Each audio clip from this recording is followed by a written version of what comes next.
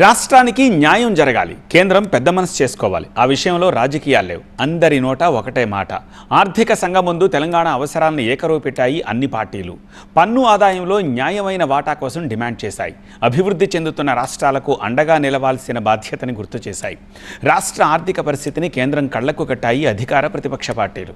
పార్టీల ఏకాభిప్రాయంతో సంతృప్తి చెందింది ఫినాన్స్ కమిషన్ టీం. రాష్ట్ర ప్రయోజనాలే ముఖ్యం. గళమెత్తిన రాజకీయ పక్షాలు. ఆర్థిక సంఘం ముందు ఏకాభిప్రాయం. దాచడానికేం లేదు, దాపరికమేమీ లేదు. ఆర్థిక సంఘం ముందు కుండ బద్దలు కొట్టారంతా. రాష్ట్ర ఆర్థిక పరిస్థితి బాగుంటేనే సంక్షేమం సాఫీగా సాగుతుంది, అన్ని రంగాల్లో అభివృద్ధి జరుగుతుంది. అందుకే తెలంగాణ అవసరాలపై అధికార ప్రతిపక్ష పార్టీలు ఒకే వాదన వినిపించాయి. ఆర్థిక సంఘం ముందు గణాంకాలు విప్పి చెప్పాయి. 3 రోజుల పర్యటనకొచ్చిన 16వ ఆర్థిక సంఘం బృందానికి IVF ఒక అధునాతన సంతానోత్పత్తి చికిత్స. అనేక దంపతులకు తల్లిదండ్రులు కావాలనే వారి కలను నెరవేర్చుకోవడానికి సహాయపడుతుంది. ఈ రోజే OSS ఫర్టిలిటీని సందర్శించండి. తెలంగాణ ఆర్థిక పరిస్థితిని ప్రభుత్వంతో పాటు విపక్ష పార్టీలు కళ్లకు కట్టినట్లు వివరించగలిగాయి. తెలంగాణ వేగంగా ఆర్థికంగా అభివృద్ధి చెందుతోన్న రాష్ట్రం.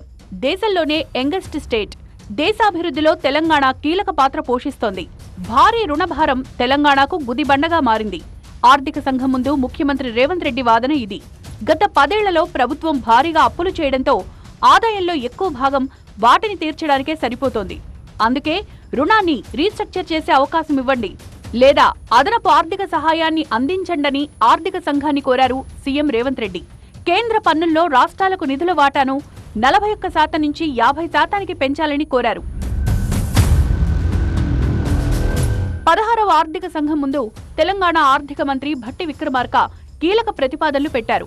రాష్ట్రాల అవసరాలకు అనుగుణంగా కేంద్ర పథకాలను మలుచుకునేలా స్వయం ప్రతిపత్తి ఇవ్వాలని కోరారు. కేంద్ర సెస్ సర్చార్జీల్లో రాష్ట్రాలకు వాటా ఇవ్వాలన్నారు భట్టి.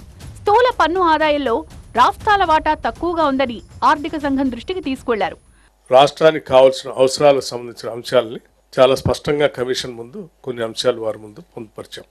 కేంద్రం నుంచి ఇచ్చేటువంటి నిధుల్లో, రాష్ట్రాలకు ఇచ్చే నిధుల్లో ఇప్పుడున్నటువంటి 41% కాకుండా 50% రాష్ట్రాలకి ఇచ్చే విధంగా మీరు రికమెండ్ చేయండి అని అడిగాం.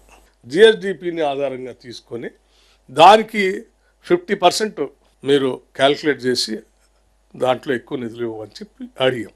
సీఎం ప్రభుత్వ అధికారులతో భేటీకి ముందు రోజు వివిధ రాజకీయ పక్షాల ప్రతినిధులతో సమావేశమయ్యారు ఆర్థిక సంఘం అధికారులు. రాష్ట్రాలకు కేంద్ర ప్రభుత్వం ఇచ్చే పన్ను వాటాను 50% పెంచాలని ముక్త కంఠంతో కోరాయి రాజకీయ పక్షాలు.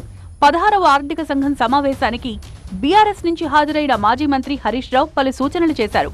తర్వాత ఆయన మీడియాతో మాట్లాడుతూ 16వ ఆర్థిక సంఘం సమతుల్యత పాటించాలని సూచించారు. 2025-26 నుంచి 2030-31 మధ్య కాలానికి నిధుల పంపిణీపై 16వ ఆర్థిక సంఘం ఇచ్చే సిఫార్సులు కీలకంగా మారనున్నాయి. 2025 అక్టోబర్ 31 లోపు నివేదికను సమర్పించి 2026 ఏప్రిల్ 1 నుంచి అమల్లోకి తీసుకురావాలని కేంద్రం యోచిస్తోంది. తెలంగాణ ప్రయోజనాల విషయంలో అన్ని పక్షాలు ఒకే మాట మీదుండడం మంచి సంకేతమన్న మాట వినిపిస్తోంది.